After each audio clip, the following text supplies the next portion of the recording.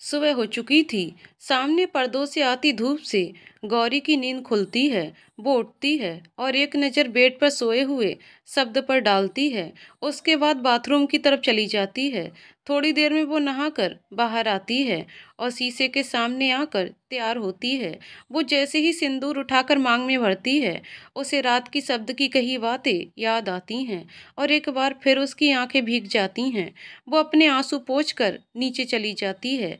नीचे बलराम जी सोफे पर बैठे अखबार पढ़ रहे थे। माया जी मंदिर में पूजा कर रही थीं। गौरी मंदिर की तरफ चली जाती है और माया जी के साथ पूजा करने लगती है। पूजा खत्म होने के बाद गौरी माया जी के पैर छूती है तो माया जी उसे आशीर्वाद देते हुए बोली, सदा खुश रहो। तो गौरी हल्का सा मुस्कुरा देती है। मैं पापा जी को आरती देकर आती हूँ, माया जी ने कहा। तो गौरी बीच में बोली, हम दे आते हैं दादाजी को आरती। ठीक है, माया जी उसे आरती की थाली देते हुए बोली और किचन की तरफ चली गईं।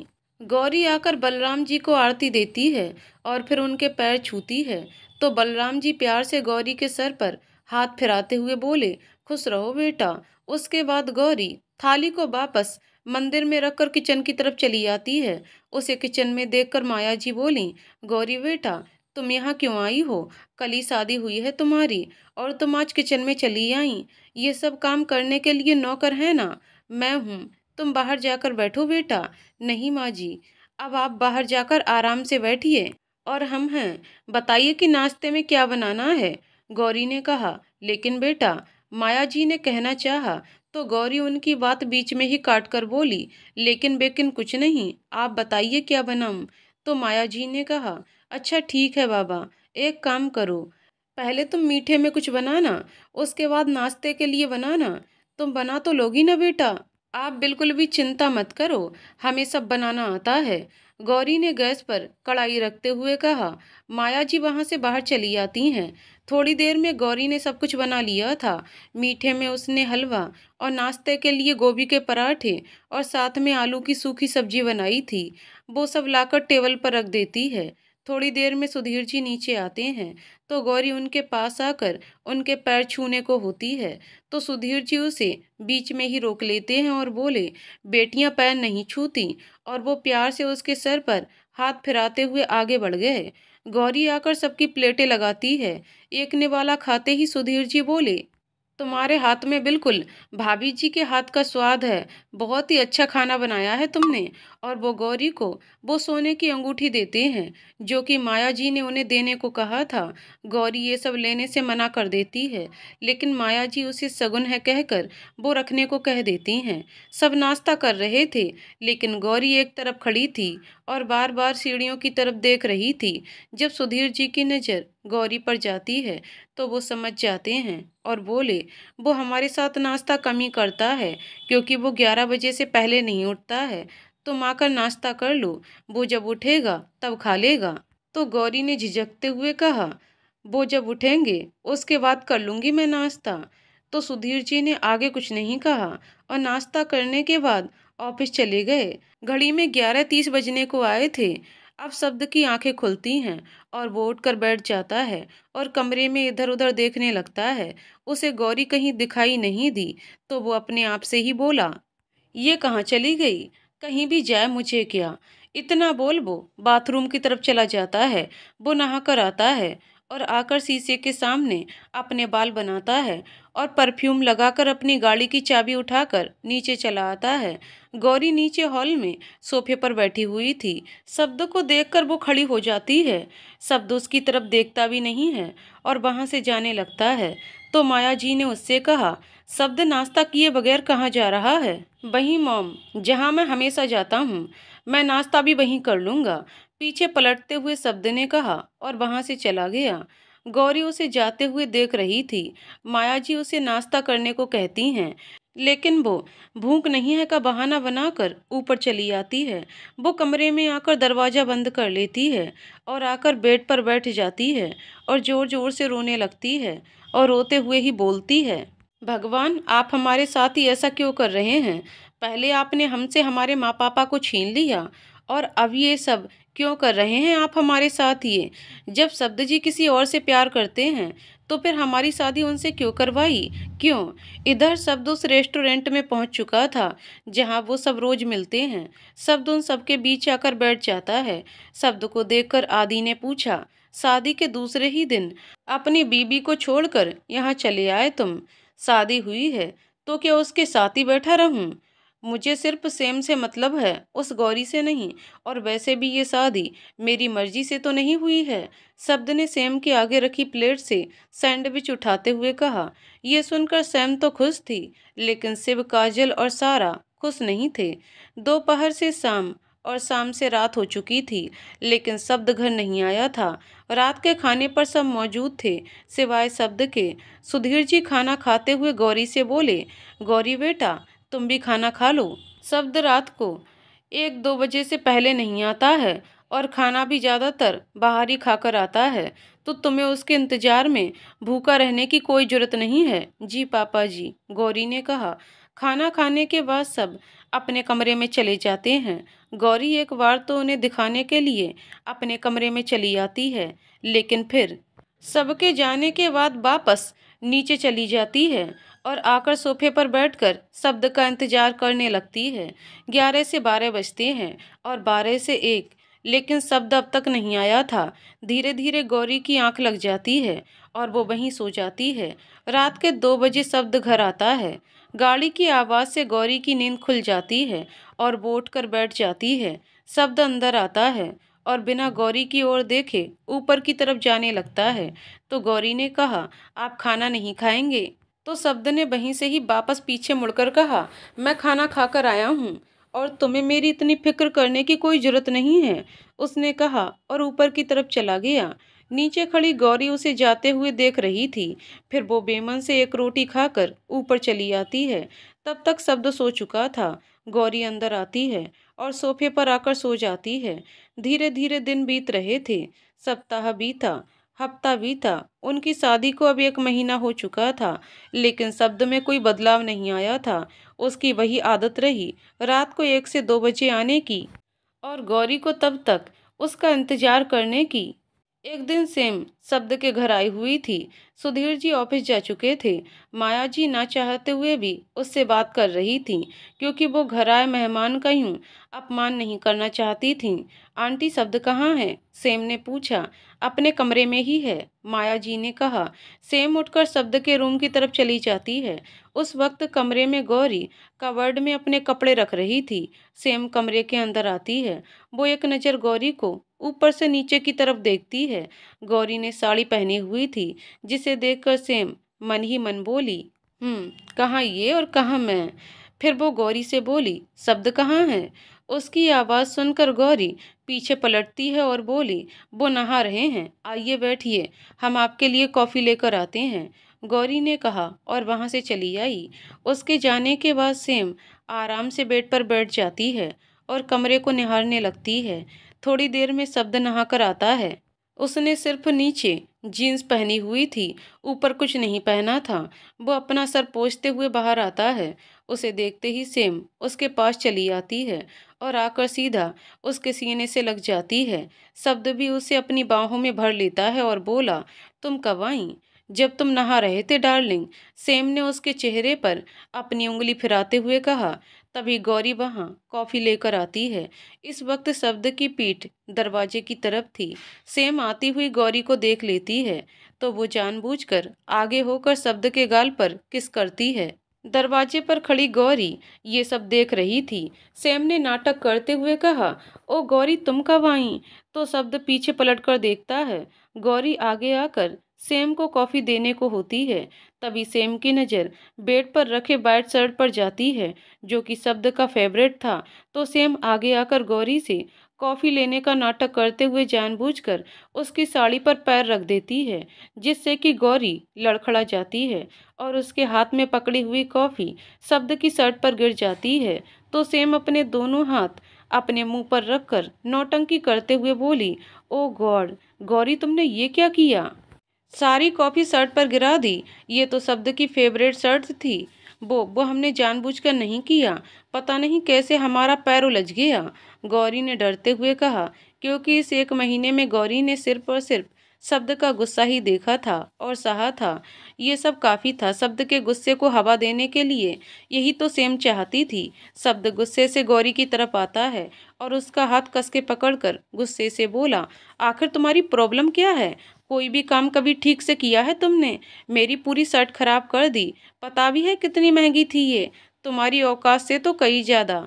शब्द के कसकर हाथ पकड़ने से गौरी के हाथ की 2-3 चूड़ियां टूट चुकी थीं, जो कि गौरी के हाथ में चुभ चुकी थीं, जिससे गौरी के हाथ में खून आ चुका था और गौरी को दर्द हो रहा था, जिससे गौरी की आंखों में आंसू आ गए थे और वो बोली, शब्द जी प्लीज हमारा हाथ छोड़िए, हमें बहुत दर्द हो रहा है। सेम ये सब देखकर मन ही मन खुश थी। ओ, तो तुम्हें दर्द हो रहा है? तुम्हें दर्द हो रहा हो या फिर तुम मर रही हो? लेकिन ये शर्ट तुम ही साफ करोगी समझी? शब्द ने गौरी का हाथ जोर से छोड़ते हुए कहा।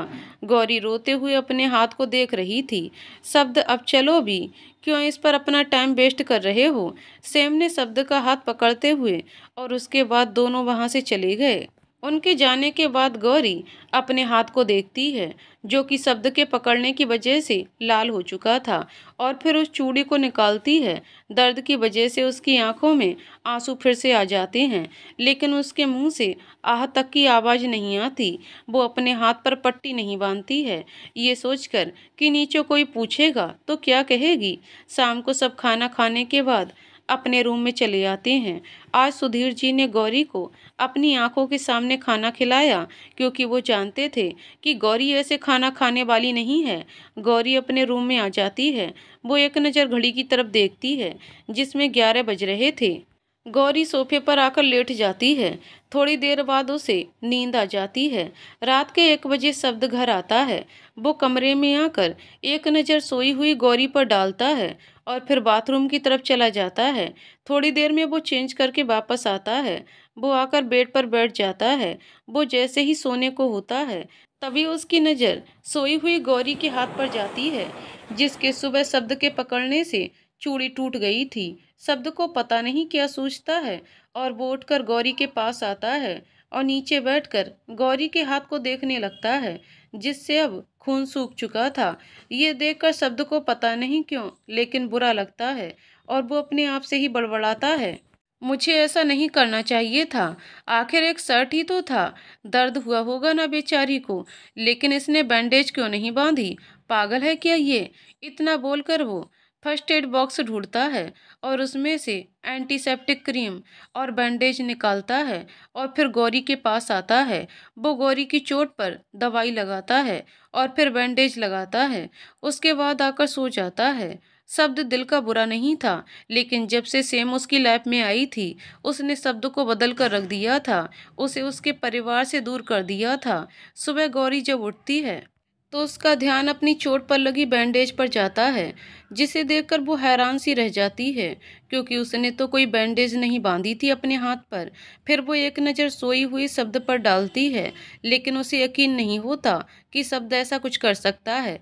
थोड़ी देर बाद वो तैयार होकर नीचे चली आती है।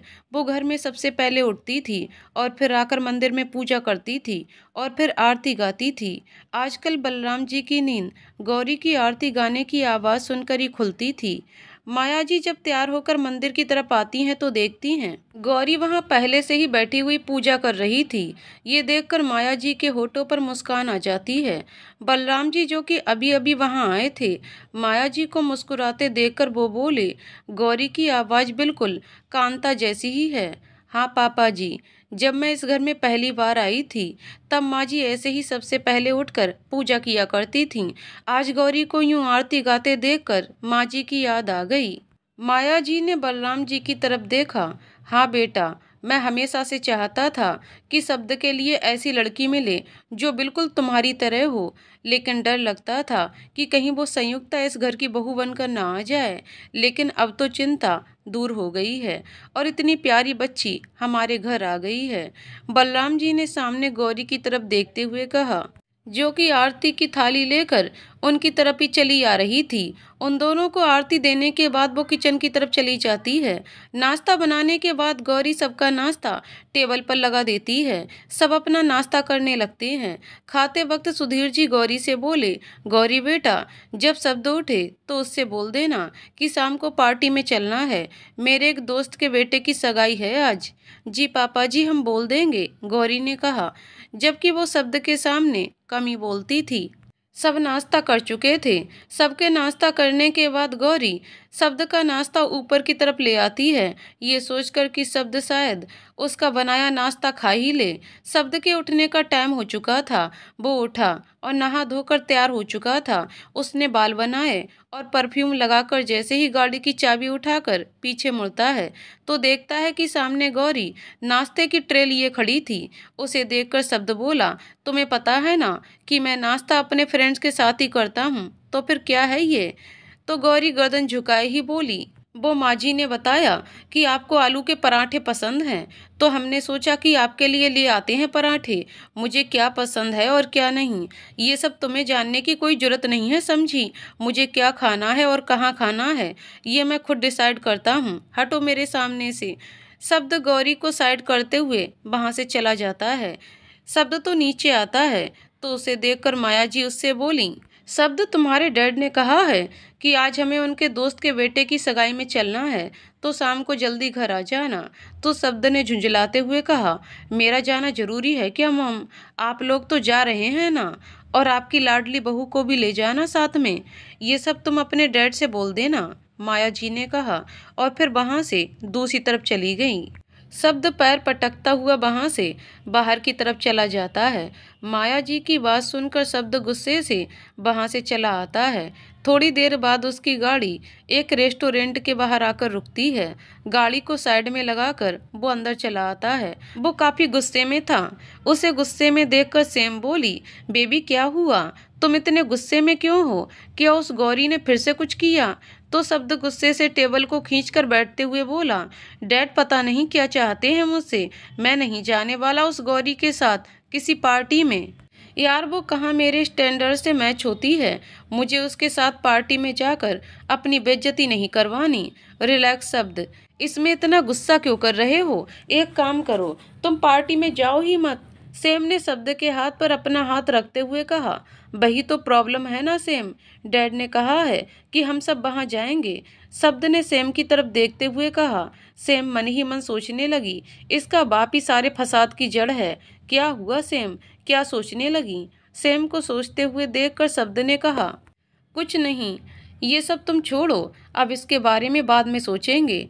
पहले कुछ अच्छा सा ऑर्डर करते हैं, सेम ने कहा और मेन्यू बुक देखने लगी थी। गौरी अपने कपड़े रख रही थी। तभी माया जी वहां आती हैं और आकर गौरी से बोली, गौरी बेटा ये साड़ी रखो, इसे रात को पार्टी में पहनकर जाना है तुम्हें। माया जी की आवाज़ सुनकर गौरी पीछे पलटती है और माया जी के पास आती है। वो एक नज़र साड़ी पर डालती है। उसे वो साड़ी काफ़ी महंगी लगी तो वो माया जी से बोली, माँ जी ये साड़ी तो काफ़ी महंगी लग रही है, रहने दीजिए ना, हमारे पास और साड़ियाँ हैं, हम वो पहन लेंगे। तो माया जी ने उसे प्यार से समझाते हुए कहा, बेटा आज हम पार्टी में जाने वाले हैं तो मैं नहीं चाहती कि मेरी बहू किसी से भी कम लगे। माया जी के इतने प्यार को देखकर गौरी ने वो साड़ी रख ली। शाम को सुधीर जी ऑफिस से जल्दी घर आ गए थे क्योंकि पार्टी में जाना था। घर आकर वो हाथ मुंह धोने के बाद तैयार होते हैं। उन्होंने अपना कोट उठाकर पहनते हुए माया जी से पूछा, शब्द आ गया घर? नहीं, अभी तक तो नहीं आया, माया जी ने हाथों में चूड़ियां पहनते हुए कहा। सुधीर जी उसी वक्त शब्द को फोन लगाते हैं। सुधीर जी के एक फोन पर ही शब्द घर के लिए निकल पड़ता है। आधे घंटे बाद वो घर पहुंच जाता है और सीधा ही ऊपर की तरफ चला जाता है ताकि सुधीर जी की नज़र उस पर ना पड़े। वो जल्दी से अपने कमरे की तरफ आता है और दरवाजा खोलकर जैसे ही अंदर आता है तो उसकी नज़र सामने खड़ी गौरी पर जाती है जो कि रेड कलर की साड़ी में काफ़ी सुंदर लग रही थी। एक बार की शब्द की निगाहें गौरी पर थम सी जाती हैं। गोरा रंग, गहरी आंखें, लाल होंठ, मांग में सिंदूर, हाथों में चूड़ा और गले में मंगलसूत्र उसे और भी सुंदर बना रहे थे। आप आ गए। गौरी की आवाज से वो होश में आता है और बिना गौरी की बात का जवाब दिए अपने कपड़े निकालकर बाथरूम की तरफ चला जाता है। गौरी नीचे चली आती है। थोड़ी देर में शब्द भी तैयार होकर नीचे चला जाता है। बलराम जी पार्टी में जाने से मना कर देते हैं और वो घर पर ही रुक जाते हैं। बाकी सब गाड़ी के पास आते हैं। शब्द ड्राइवर सीट पर बैठ जाता है। सुधीर जी उसके आगे और माया जी गौरी पीछे बैठ जाते हैं। थोड़ी देर बाद वो लोग किसी होटल के सामने रुकते हैं। होटल काफ़ी आलीशान था। वो लोग गाड़ी से बाहर आते हैं। गौरी तो उस होटल को देखकर हैरान रह गई थी, क्योंकि उसने अपनी ज़िंदगी में इतनी बड़ी होटल पहली बार देखी थी। वो लोग अंदर आते हैं। गौरी माया जी के साथ चल रही थी। अंदर इतने सारे लोगों को देखकर वो थोड़ा घबरा जाती है। जो कि माया जी ने भांप लिया तो वो गौरी का हाथ पकड़ते हुए बोली, क्या हुआ बेटा, कोई परेशानी है क्या? कुछ नहीं माँ जी, गौरी ने उनकी तरफ देखते हुए कहा और उनके साथ आगे बढ़ती है। वो माया जी के साथ खड़ी सामने स्टेज को देख रही थी, जो कि बहुत ही प्यारा था। माया जी गौरी को पार्टी में आई हुई औरतों से मिलवाती हैं। सभी गौरी की सुंदरता को देखकर उसकी तारीफ कर रही थीं। सुधीर जी अपने दोस्तों के बीच चले आए थे। शब्द भी वहां अपने हमउम्रों की तरफ चला आया था। वो लड़का जिसकी आज सगाई थी, वो शब्द को जानता था, तो वो शब्द से हाथ मिलाते हुए बोला, हेलो शब्द। तो शब्द भी उससे हाथ मिलाते हुए बोला, hello, congratulation Viraj. Thank you, उस लड़के ने कहा। फिर शब्द और वो कुछ बातें करने लगते हैं। बातों बातों में ही उसने शब्द से पूछा, बाय द वे तुम्हारी वाइफ कहाँ है? तुम्हारी भी तो अभी 1 महीने पहले ही शादी हुई है। तो शब्द ने नॉर्मली कहा, वो मॉम के साथ है।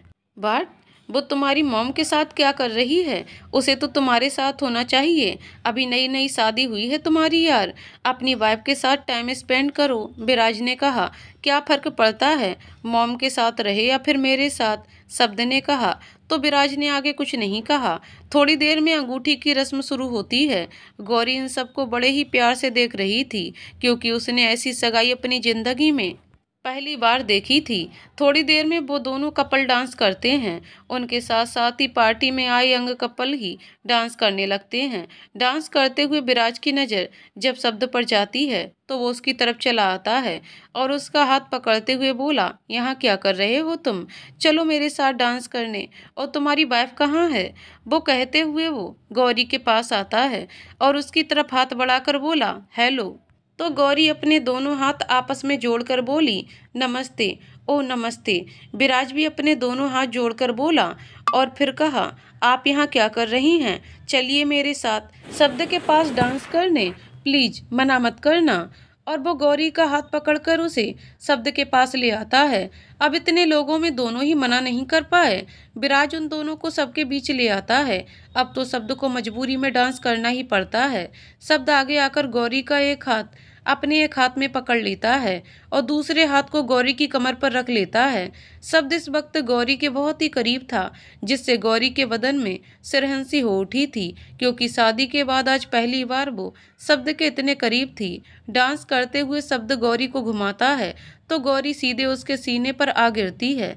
गौरी के दोनों हाथ शब्द के सीने पर थे और शब्द के दोनों हाथ गौरी की कमर पर। गौरी इस वक्त शब्द के चेहरे को एकटक देख रही थी, जबकि शब्द ने एक बार भी उसकी तरफ नहीं देखा था। कुछ टाइम बाद डांस खत्म होता है और वो सब खाने की तरफ चले जाते हैं। वो चारों भी खाना खाते हैं और फिर खाना खाने के बाद घर की तरफ निकल पड़ते हैं। पार्टी खत्म होने के बाद वो लोग घर चले आते हैं।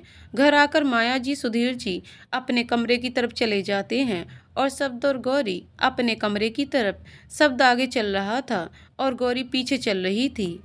शब्द आकर सोफे पर बैठ जाता है और अपने जूते निकालने लगता है। गौरी अंदर आकर अपनी सिंपल साड़ी निकालती है और फिर बाथरूम की तरफ चली जाती है।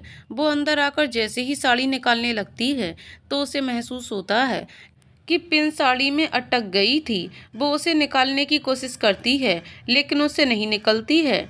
पिन साड़ी और ब्लाउज में उलझ चुकी थी। गौरी बहुत कोशिश करती है लेकिन वो नहीं निकलती है।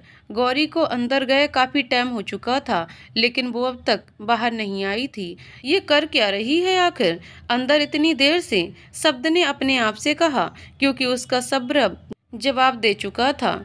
तो वो उठकर बाथरूम के गेट के पास आकर जोर से बोला, अंदर बैठकर क्या कपड़े बनाने लग गई हो? मुझे भी चेंज करना है, नींद आ रही है मुझे।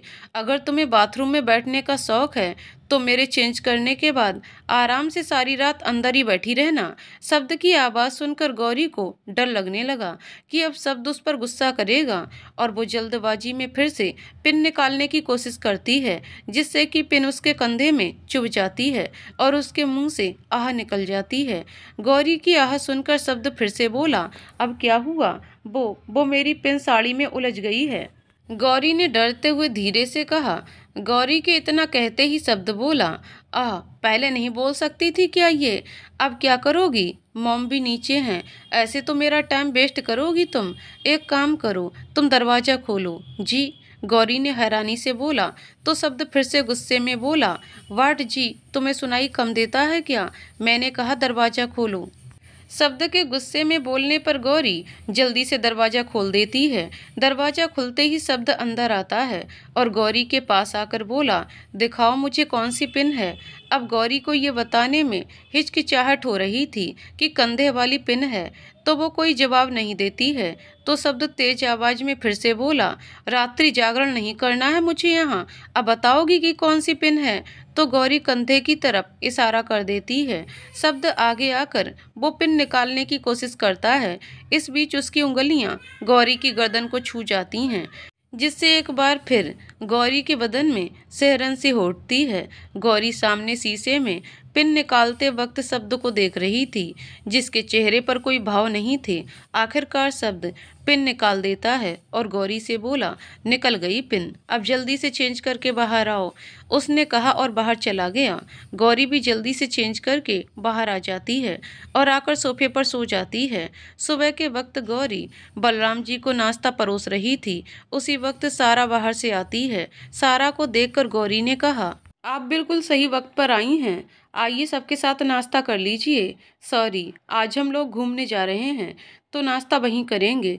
वैसे शब्द उठा कि नहीं? सारा ने आगे आते हुए कहा।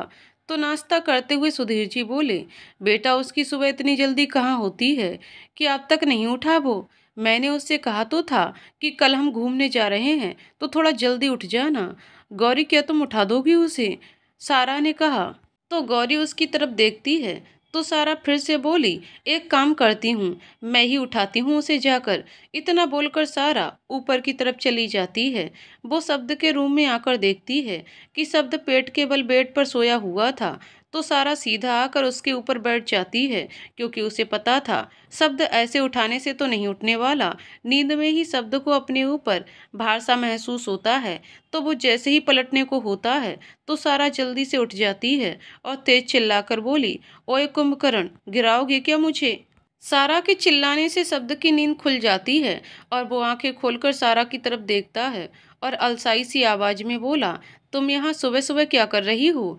अच्छा, मैं यहाँ क्या कर रही हूँ? इतनी जल्दी भूल गए कि कल क्या डिसाइड किया था हम लोगों ने? सारा ने दोनों हाथ कमर पे लगाकर कहा। तो शब्द को याद आया कि आज तो वो सब घूमने जाने वाले थे। तो वो जल्दी से उठकर बैठ जाता है और बोला, बस 20 मिनट में अभी तैयार होकर आता हूँ। और वो जल्दी से बाथरूम की तरफ चला जाता है। उसके जाने के बाद सारा अपने आप से बोली, एक काम तो हो गया, अब दूसरा काम करती हूँ। ये बोलकर सारा नीचे चली जाती है। सारा एक नंबर की भुक्कड़ थी। वो जैसे ही नीचे आती है तो उसके नाक तक खाने की खुशबू आती है, तो उससे रहा नहीं जाता है और सीधा गौरी के पास आती है और उससे पूछती है, वैसे तुमने क्या बनाया है नाश्ते में? उत्तपम और नारियल की चटनी, आप खाएंगी? गौरी ने सारा के मन की बात ही पूछ ली थी। तो सारा ने हाँ में गर्दन हिला दी। तो गौरी ने कहा, बैठिए, हम अभी लाते हैं। वहां अब कोई नहीं बैठा था। सारा आकर टेबल पर बैठ जाती है। थोड़ी देर में गौरी उसके लिए उत्तपम लेकर आती है। उत्तपम देखते ही सारा जल्दी से खाने लगती है। उत्तपम काफ़ी टेस्टी थे। तो सारा खाते खाते ही बोली, वाओ यार, तुम तो बहुत अच्छा खाना बनाती हो। ऐसा टेस्ट तो रेस्टोरेंट के खाने में भी नहीं होता। गौरी उसकी बात पर मुस्कुरा देती है। शब्द तैयार होकर नीचे आता है और आकर सारा से बोला, चलो मैं तैयार हूँ, 1 मिनट, एक काम रह गया। इतना बोलकर सारा ऑफिस जाते हुए सुधीर जी की तरफ जाती है और उनसे बोली, अंकल आपसे कुछ पूछना था। बोलो। सुधीर जी ने अपने कदम रोकते हुए कहा। शब्द हैरानी से सारा की तरफ देख रहा था कि आखिर वो डैड से क्या पूछने वाली है। अंकल, वो हम सब फ्रेंड्स आज बाहर घूमने जाने वाले हैं, तो मैं चाहती थी कि गौरी भी हमारे साथ चले। अगर आप परमिशन दो तो। सारा ने अपनी बात कह दी। ये बात सुनकर शब्द को सारा पर गुस्सा आ रहा था, क्योंकि वो गौरी को साथ नहीं ले जाना चाहता था। सारा की बात सुनकर सुधीर जी बोले, गौरी जा सकती है अगर वो जाना चाहे तो सारा ने झट से गौरी से पूछ लिया, गौरी प्लीज मना मत करना, वैसे भी तो तुम दिन भर पूरे दिन घर में ही रहती हो। लेकिन हम गौरी ने कुछ कहना चाहा तो सुधीर जी बीच में ही बोले, गौरी बेटा, सारा ठीक कह रही है, वैसे भी दिन भर घर में रहकर बोर हो जाती होगी ना तुम। हाँ गौरी, जाओ बेटा, तुम भी इन लोगों के साथ। दूसरी तरफ से आती माया जी ने कहा तो शब्द ने चिढ़ते हुए कहा, अगर वो नहीं जाना चाहती है तो आप लोग जबरदस्ती क्यों कर रहे हो। तो सारा ने कहा, गौरी जा रही है शब्द हमारे साथ, समझे तुम, अब चलो चुपचाप। सारा गौरी का हाथ पकड़े हुए उसे बाहर की तरफ ले चलती है। गौरी एक नज़र शब्द को देखती है जो कि उसे ही घूर रहा था, लेकिन गौरी क्या करती, वो सुधीर जी और माया जी को मना नहीं कर पाई। शब्द भी सुधीर जी के सामने कुछ बोल नहीं पाया और बाहर की तरफ चला आया। सारा आकर अपनी गाड़ी में बैठ जाती है जो कि वो लाई थी। उसका काम हो चुका था और वो गाड़ी स्टार्ट करते हुए गौरी से बोली, तुम शब्द की गाड़ी में चली जाओ, मुझे कुछ काम है। इतना बोलकर वो गाड़ी लेकर वहां से चली जाती है। शब्द गौरी को वहां खड़ा देखकर बोला, अब यहाँ क्यों खड़ी हो, आकर बैठो गाड़ी में। शब्द के कहने पर गौरी शब्द की गाड़ी के पास आती है और गेट खोलकर अंदर बैठ जाती है। शब्द भी अंदर बैठता है और अपनी सीट बेल्ट लगाते हुए गौरी से बोला, सीट बेल्ट लगा लो अपना। अब गौरी, जिसे सीट बेल्ट लगाना ही नहीं आता था, वो बेल्ट को यहाँ वहाँ लगाने की कोशिश कर रही थी। अपना सीट बेल्ट लगाते हुए शब्द की नज़र जब गौरी पर जाती है तो वो थोड़ा गुस्से से बोला, अब सीट बेल्ट भी नहीं लगाना आता क्या तुम्हें। गौरी कुछ नहीं कहती है और अपनी गर्दन झुका लेती है तो शब्द खुद ही थोड़ा आकर उसका बेल्ट लगाने लगता है। इस वक्त वो गौरी के बहुत ही करीब था। गौरी को उसके जिस्म से परफ्यूम की भीनी भीनी खुशबू आ रही थी। सीट बेल्ट लगाकर वो पीछे होता है और गाड़ी स्टार्ट कर रोड की तरफ आता है। थोड़ी देर में शब्द उस जगह पर पहुंच जाता है जहां सब लोग पहले से खड़े थे। शब्द के साथ गौरी को देखकर सेम आग बबूला हो चुकी थी। काजल और सारा एक दूसरे को हाई फाइव देते हैं। वहीं आदि गौरी को देखकर मन ही मन बोला, wow, she is so beautiful and hot.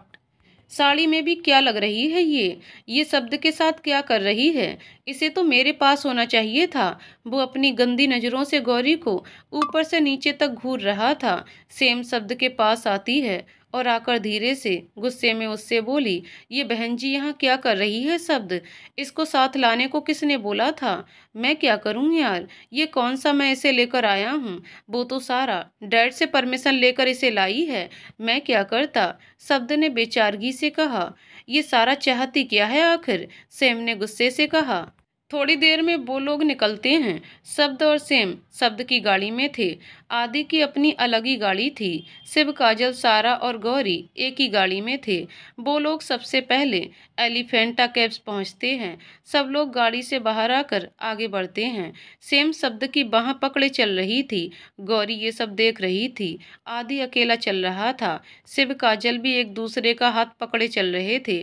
अब बची सिर्फ गौरी और सारा थी। वो दोनों एक साथ चल रही थीं। चलते हुए गौरी की निगाहें शब्द के हाथ पर ही थीं जो कि सेम ने पकड़ा हुआ था। उस जगह घूमकर वो सब दूसरी जगह जाते हैं। वो सब और भी 2-3 जगह घूमते हैं। तब तक दोपहर हो चुकी थी तो सब किसी होटल के सामने रुकते हैं। वो होटल काफ़ी बड़ा था। सब उसके अंदर आते हैं। सेम आकर टेबल के पास ही बैठ जाती है। शब्द भी उसी के पास बैठ जाता है। सारा और काजल वॉशरूम की तरफ जाती हैं। उन्होंने गौरी से भी पूछा तो गौरी भी उन दोनों के साथ चली आती है। थोड़ी देर बाद वो वापस आती है। तब तक शब्द ने खाना ऑर्डर कर दिया था। सब आकर अपनी अपनी चेयर पर बैठ जाते हैं। गौरी के सामने आदि बैठा था, जो कि बैठे हुए गौरी को ही ताड़ रहा था। थोड़ी देर में वेटर उनका ऑर्डर लेकर आता है। सब खाना खाने लगते हैं। गौरी के सामने बैठा आदि खा कम रहा था और गौरी को ज्यादा ताड़ रहा था। ये बात अब तक गौरी नोटिस कर चुकी थी। वो चुपचाप नीचे गर्दन कर कर खाने लगती है। खाना खाने के बाद वो लोग वहां से निकलते हैं और बीच की तरफ चल पड़ते हैं। 1 घंटे बाद वो सब बीच पर पहुंचते हैं। सारा तो जल्दी से आकर वहीं रेत पर बैठ जाती है। सब लोग भी धीरे धीरे वहां आते हैं। चलते हुए गौरी का पैर उलझ जाता है, जिससे वो गिरने को होती है। उसके पीछे चल रहा आदि जल्दी से उसे कमर से पकड़ लेता है और गिरने से बचा लेता है। उसका हाथ गौरी की खुली कमर पर था और वो जानबूझकर अपने हाथ को गौरी की कमर पर कस रहा था। ये देखकर गौरी बोली, छोड़िए हमें। तो आदि गौरी को सीधा करता है और बोला, तो तुम गिरने वाली थी तो मैं। आदि अपनी बात पूरी करता उससे पहले गौरी वहां से चली गई। उसे जाते हुए देखकर आदि अपने चेहरे पर हंसी मुस्कान लाते हुए बोला, आह क्या सॉफ्ट कमर थी, तुम्हें छूने का बार बार मन कर रहा है। रेत पर बैठी सारा उठती है और गौरी काजल से बोली, चलो यार लहरों के पास चलते हैं। मुझे तो इन आती हुई लहरों में कूदने में बड़ा मजा आता है। नहीं आप दोनों जाओ, हम यहीं ठीक हैं, गौरी ने कहा। तो सारा उसका हाथ पकड़कर उसे उठाते हुए बोली, यहाँ अकेले बैठकर क्या करोगी, चलो। और वो गौरी को जबरदस्ती लहरों के किनारे ले आती है। सारा तो आते ही पानी में उछलने लगती है। सारा बिल्कुल बच्ची लग रही थी इस वक्त। काजल भी उछलते हुए गौरी का हाथ पकड़ते हुए बोली, कुछ नहीं होगा गौरी, चलो। तो उन दोनों के इतना कहने पर गौरी चली आती है। वो लहरों के बीच आकर अपनी साड़ी को थोड़ा ऊपर करके पकड़ लेती है और उनके साथ धीरे धीरे उछलने लगती है। इस वक्त वो सब कुछ भूल गई थी और किसी बच्चे की तरह पानी में उछल रही थी। कुछ दूर बैठे शब्द की नज़र जब गौरी पर जाती है तो एक बारगी वो सब कुछ भूलकर सिर्फ गौरी को ही देख रहा था। गौरी इस वक्त काफी मासूम लग रही थी। शब्द उसके चेहरे में खोसा गया था। वहां सेम भी थी, लेकिन शब्द की निगाहें सेम पर ना होकर गौरी पर थीं। शाम हो चुकी थी। वो लोग वहां से निकल चुके थे। इस बार वो किसी मॉल के सामने आकर रुकते हैं, क्योंकि सारा का कल जन्मदिन था तो उसे ड्रेस लेनी थी। बाकी सब भी कुछ शॉपिंग का सोचकर वहां आते हैं और सेम वो कहीं आए कुछ ना खरीदे ये हो ही नहीं सकता, क्योंकि उसका क्रेडिट कार्ड शब्द जो उसके पास था। सब मॉल के अंदर की तरफ आते हैं।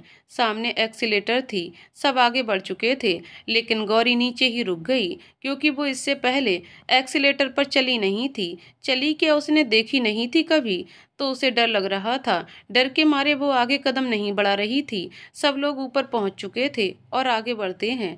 शब्द देखता है कि गौरी ऊपर नहीं थी, तो वो चारों तरफ देखता है। तभी उसकी नज़र नीचे की तरफ जाती है, जहां गौरी खड़ी थी। उसे नीचे देखकर शब्द ने पूछा, नीचे क्यों खड़ी हो, सब तो ऊपर आ चुके हैं। वो हमें इस पर चलना नहीं आता और डर भी लगता है, गौरी ने मासूमियत से कहा। ओ गॉड, तुम्हें कुछ आता भी है, एक्सीलेटर से ही डर लगता है, अजीब लड़की हो। तुम्हें ना साथ लाना ही नहीं चाहिए था। रुको मैं आता हूँ नीचे, शब्द ने इरिटेट होते हुए कहा और नीचे की तरफ आता है। नीचे आकर वो गौरी का हाथ पकड़ते हुए बोला, मेरा हाथ पकड़ो और आगे बढ़ो। शब्द के हाथों की छुअन से गौरी के मन में एक अजीब ही एहसास होकर गुजर जाता है। शब्द आगे बढ़ता है, लेकिन गौरी नहीं। तो शब्द पीछे मुड़कर बोला, मेरे पास तुम्हारे लिए वेस्ट करने के लिए तो बिल्कुल भी टाइम नहीं है। अब चलना है तो चलो, वरना यहीं छोड़ दूंगा मैं तुम्हें। लास्ट में शब्द थोड़ा गुस्से से कहता है। तो गौरी डरते हुए अपना एक पैर आगे रखती है। एक्सीलेटर के ऊपर की तरफ चलने पर गौरी थोड़ी लड़खड़ा जाती है, तो वो दूसरे हाथ से शब्द की वहां पकड़ लेती है। शब्द को वहां ना देखकर सेम बोली, ये शब्द कहाँ रह गया। हाँ ये शब्द कहाँ है, और गौरी भी नहीं। सारा ने गौरी शब्द पर जोर देते हुए कहा। तो सेम कुछ कहने को होती है कि तभी उसकी नज़र सामने की तरफ जाती है, जहां गौरी शब्द का हाथ पकड़े हुए। ये देखकर सैम को गुस्सा आता है। वो उनकी तरफ आती है और आते ही शब्द पर भड़क जाती है। ओ, तो तुम इतनी देर से इस बहन जी के साथ थे। अच्छा है, अब इसके साथ ही तो रहोगे। इसीलिए ही तो इसे यहाँ लेकर आए हो साथ में। मुझसे क्या मतलब तुम्हें? सेम के गुस्सा होने पर शब्द गौरी से अपना हाथ झटके से छुड़ाते हुए कहा। सेम, वो गौरी को एक्सीलेटर पर चलना नहीं आ रहा था तो मैंने बस उसकी हेल्प की है और कुछ। तुम गलत समझ रही हो। शब्द अपनी सफाई दे रहा था, जबकि वो ये भूल रहा था कि गौरी उसकी बीबी है और सेम सिर्फ गर्लफ्रेंड है उसकी। ओके, लेकिन अब मेरे साथ चलो, मुझे कुछ खरीदना है। सैम ने शब्द का हाथ जकड़कर उसे आगे खींचते हुए कहा। शब्द जा चुका था। गौरी चुपचाप वहां से सारा और काजल के पास चली आती है। सारा और काजल अपने लिए कपड़े देख रही थीं। काजल ने अपने लिए एक स्कर्ट और कुर्ती खरीदी थी और शिव के लिए एक ग्रीन शर्ट। सारा को कुछ समझ नहीं आ रहा था कि वो क्या खरीदे। वो खड़ी खड़ी कपड़ों को देखकर सोच रही थी। तभी गौरी वहां आती है तो उसे देखकर सारा ने उससे पूछा, गौरी तुम ही बताओ ना कि मैं क्या लूं? मुझे तो कुछ समझ ही नहीं आ रहा है कि कल बर्थडे के लिए क्या लूं। तो गौरी आगे आकर कपड़ों की रो की तरफ आती है।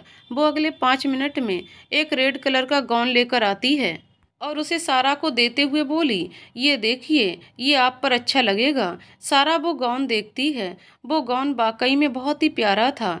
तो सारा खुशी से बोली, वाह गौरी, तुमने तो सिर्फ 5 मिनट में ही ड्रेस सेलेक्ट कर ली और मैं पिछले 15 मिनट से सिर्फ इसी में उलझी हुई थी कि क्या लूं। ये गाउन वाकई में बहुत ही अच्छा है। मैं कल अपने बर्थडे पर इसे ही पहनूंगी। गौरी हल्के से मुस्कुरा देती है। गौरी तुम कुछ नहीं लोगी? काजल ने पूछा। तो गौरी ने कहा, नहीं, वो हमारे पास काफ़ी साड़ियाँ रखी हैं तो और लेकर क्या करेंगे? जैसी तुम्हारी मर्जी। कोई नहीं, काजल ने कहा। सारा बिल देने के बाद काजल और गौरी से बोली, चलें अब। तीनों वहां से आगे बढ़ती हैं। चलते हुए गौरी की नज़र एक वाइट शर्ट पर जाती है तो वो रुक जाती है। उसे याद आता है कि उस दिन सेम ने कहा था कि शब्द को वाइट कलर पसंद है। गौरी उस शर्ट को लेना चाहती थी। वो पर्स में देखती है जिसमें सिर्फ 1000 रुपये ही थे। गौरी आगे आकर सेल्स गर्ल से उस शर्ट की कीमत पूछती है तो उसने उस शर्ट का प्राइस 800 रुपये बताए। तो गौरी पहले तो कुछ सोचती है लेकिन फिर वो शर्ट ले लेती है। मॉल से सीधा वो लोग घर के लिए निकल आते हैं। शब्द और गौरी रात के 10 बजे घर पहुंचते हैं। खाना वो लोग बाहर ही खा चुके थे, इसलिए सीधा ऊपर की तरफ चले आते हैं। रूम में आकर शब्द अपने कपड़े उठाकर बाथरूम की तरफ चला जाता है चेंज करने। उसके जाने के बाद गौरी अपने पर्स से वो शर्ट निकालती है और उसे अलमारी में अपने कपड़ों के बीच रख देती है, ये सोचकर कि वो उसे कल शब्द को देगी। शर्ट को अलमारी में रखकर वो सोफे की तरफ चली आती है और लेट जाती है। शब्द भी आकर बेड पर लेट जाता है। दिन भर की थकान की वजह से दोनों को ही जल्दी नींद आ जाती है। सुबह गौरी अपने तय समय पर ही उठ गई थी।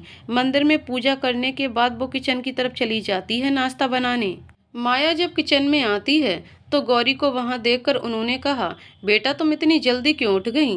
रात को भी शायद तुम लोग देर से आए होगे तो बेटा तुम आराम से उठ जाती। नहीं माँ जी, हम ज़्यादा लेट नहीं आए थे, 10 के आसपास आ गए थे और वैसे भी हमें आदत है जल्दी उठने की। गौरी ने चाय में चीनी डालते हुए कहा।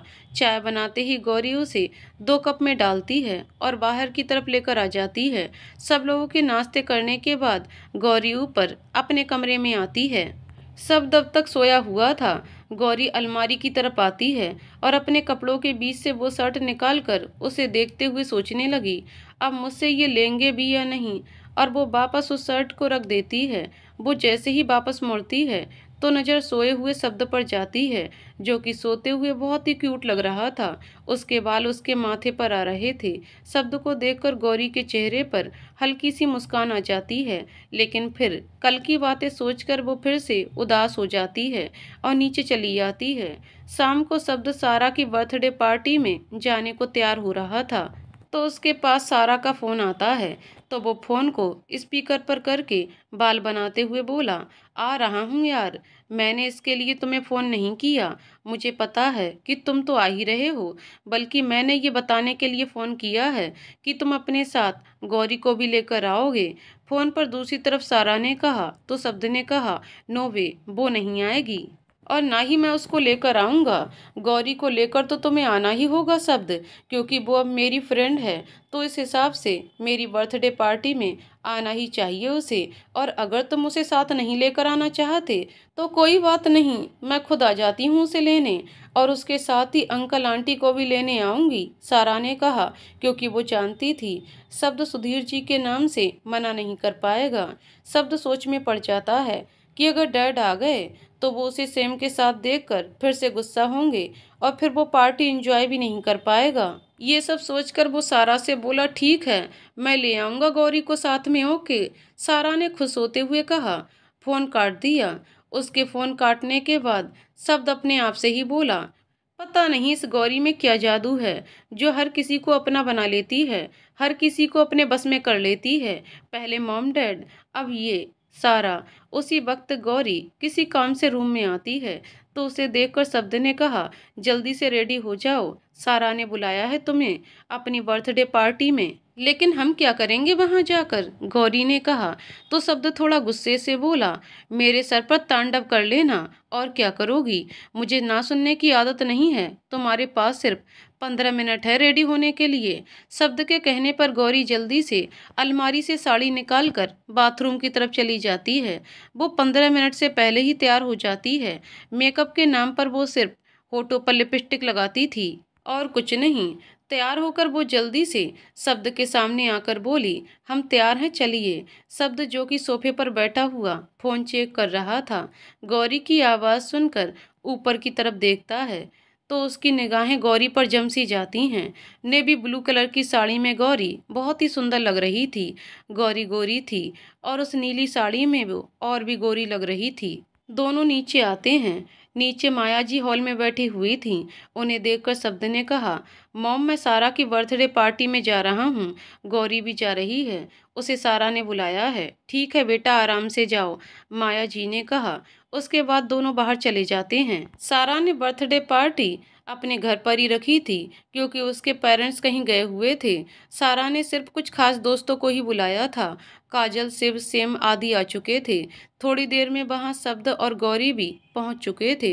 शब्द अंदर आता है, गौरी भी उसके पीछे पीछे आ जाती है। गौरी को देखते ही वहां खड़े आदि की नज़र उस पर ठहर जाती है और वो धीरे से बोला, ब्यूटीफुल। गौरी आगे आकर सारा को बर्थडे विश करती है। सारा मुस्कुराते हुए उसके गले लग जाती है। उसके बाद सारा बाकी सबसे भी मिलती है। गौरी इस वक्त अकेली खड़ी थी तो उसे अकेला पाकर आदि उसकी तरफ आता है और आकर एक हाथ आगे करके बोला, हेलो, मैं आदि। तो गौरी ने दोनों हाथ जोड़ते हुए कहा, नमस्ते, हमारा नाम गौरी है। तो आदि अपना हाथ पीछे कर लेता है और मन ही मन बोला, ये एटीट्यूड वैसे सूट करता है तुम्हें, काफ़ी अच्छी लग रही हो तुम साड़ी में। वैसे अगर वेस्टर्न ट्राई करती तो और भी ज़्यादा अच्छी लगती।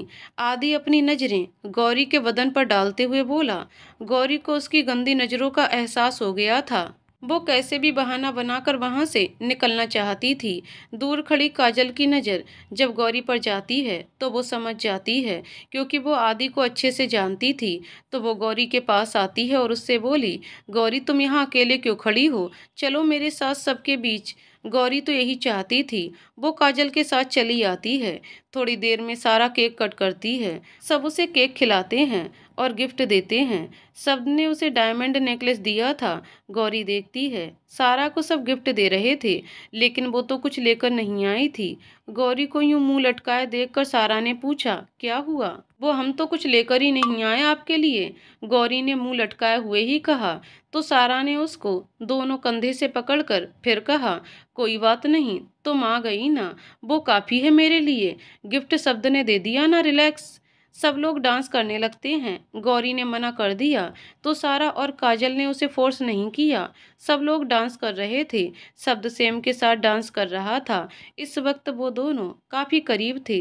दूर खड़ी गौरी उन दोनों को ही देख रही थी। तभी आदि उसके पास आता है। उससे बोला, क्या तुम मेरे साथ डांस करोगी? तो गौरी उसे मना कर देती है, लेकिन आदि फिर भी उसका हाथ पकड़कर जबरदस्ती उसको सबके बीच ले आता है। गौरी ये सोचकर चुप थी कि कहीं शब्द को बुरा ना लग जाए। आदि उसे अपने करीब करके अपना हाथ उसकी कमर पर रख लेता है और दूसरे हाथ से गौरी का हाथ पकड़ लेता है और उसके साथ डांस करने लगता है। गौरी उसके साथ डांस करने में असहज थी। आदि डांस कम कर रहा था और गौरी को गलत तरीके से ज्यादा छू रहा था। वो डांस करते हुए गौरी को घुमाकर सीधा करता है और अपने दोनों हाथ गौरी के पेट पर लपेट देता है। वो अपना चेहरा गौरी की गर्दन के पास ले आता है, जिससे गौरी को उसकी सांसें अपनी गर्दन पर महसूस हो रही थीं, जो कि उसे अच्छा नहीं लग रहा था। वो उसके हाथों से छूटने की कोशिश कर रही थी। सेम के साथ डांस करते हुए शब्द की नज़र जब गौरी पर जाती है तो वो देखता है कि गौरी आदि के साथ डांस करने में कंफर्टेबल नहीं थी और आदि को भी शब्द बहुत अच्छे से जानता था कि आदि कैसा आदमी है। एक सेकंड, शब्द ने सेम से कहा और आदि की तरफ चला आया। उनके पास आकर शब्द गौरी को एक तरफ करता है तो गौरी की जान में जान आती है। वाट, आदि ने कहा, जब गौरी तुम्हारे साथ डांस करने में कंफर्टेबल नहीं है तो फिर जबरदस्ती क्यों कर रहे हो? शब्द ने कहा, तुम्हें उससे क्या? तुम्हारी सेम के साथ तो डांस नहीं कर रहा ना मैं। आदि ने तेज आवाज में कहा। तो सब उनकी ओर देखने लगते हैं। तू जिसके साथ डांस कर रहा है ना, वो मेरी वाइफ है और मुझे पसंद नहीं कि कोई मेरी वाइफ के साथ जबरदस्ती करे। शब्द ने भी तेज आवाज में कहा, कैसी वाइफ? तुम तो उसे अपनी वाइफ मानते ही नहीं हो ना, तो फिर उसके साथ कुछ भी करूं, तुम्हें उससे क्या? वैसे तुम्हारी वाइफ की कमर बहुत ही सॉफ्ट है, जी तो कर रहा है कि उसके साथ। आदि अपनी बात पूरी करता उससे पहले ही उसके मुंह पर एक मुक्का पड़ता है जो कि शब्द ने मारा था। आदि भी गुस्से से शब्द की कॉलर पकड़ लेता है। मामला आगे ना बढ़े, जिसके लिए सारा आदि को वहां से जाने को बोल देती है। आदि गुस्से से शब्द की तरफ देखते हुए वहां से चला जाता है। शब्द वहां से सीधा उस तरफ चला जाता है जहां वाइन रखी हुई थी और वो गुस्से से पूरी बोतल उठाकर पी जाता है। धीरे धीरे उसे नशा चढ़ने लगता है। सारा और काजल जब शब्द की तरफ देखती हैं तो एक दूसरे से बोली, हमारा एक काम तो खुद शब्द ने ही कर दिया, लेकिन अब गौरी को कैसे वाइन पिलवाएंगे? कुछ तो करना पड़ेगा ना, सारा ने कहा। सारा, अगर नशे में भी इन दोनों के बीच कुछ ना हुआ तो? काजल ने कहा, इंसान वैसे भी नशे में कुछ भी कर सकता है। इन दोनों को इतना करीब तो लाना ही पड़ेगा कि ये सेम इनके बीच ना आ सके। सारा बोली। तो काजल ने कहा, इस सेम का क्या करेंगे? वो तुम देखती जाओ, सारा ने कहा और वाइन की बोतल उठाकर सेम के पास आती है और उससे बोली, क्या सेम, मेरी पार्टी में आई हो और एक भी बोतल खाली नहीं की तुमने? It's no good. तो सेम, जो कि शराब पीती थी, सारा के हाथ से बोतल लेते हुए बोली, मैं क्यों नहीं पीऊंगी भला? इस गौरी की वजह से तो मैं अपना मूड ऑफ नहीं करने वाली। और सेम उस बोतल को पूरी पी जाती है। तो सारा मुस्कुराते हुए बोली, गुड। इधर काजल गौरी के पास आती है और उससे बोली, गौरी तुम अपसेट मत हो, हम सब लोग आदि को अच्छे से जानते हैं कि वो कैसा है।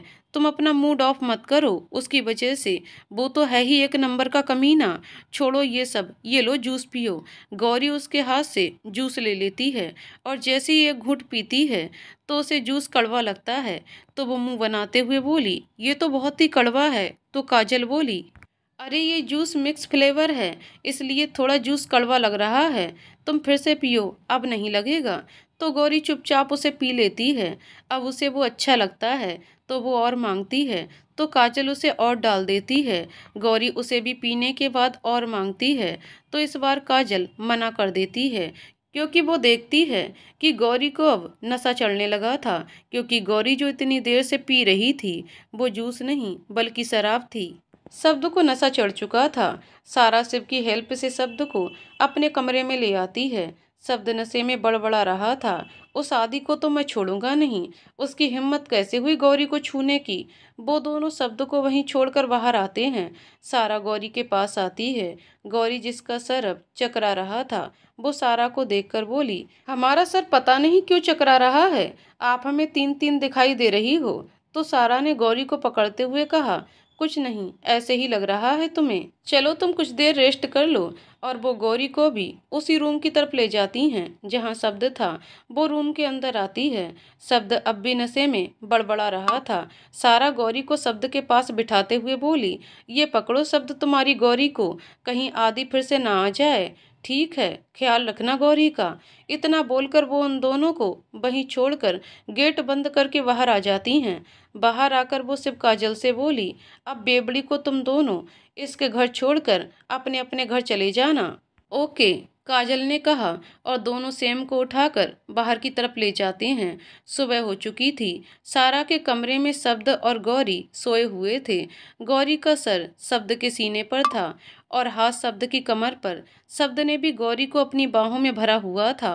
पर्दे से आती धूप जब गौरी के चेहरे पर पड़ती है तो उसकी आंख खुल जाती है।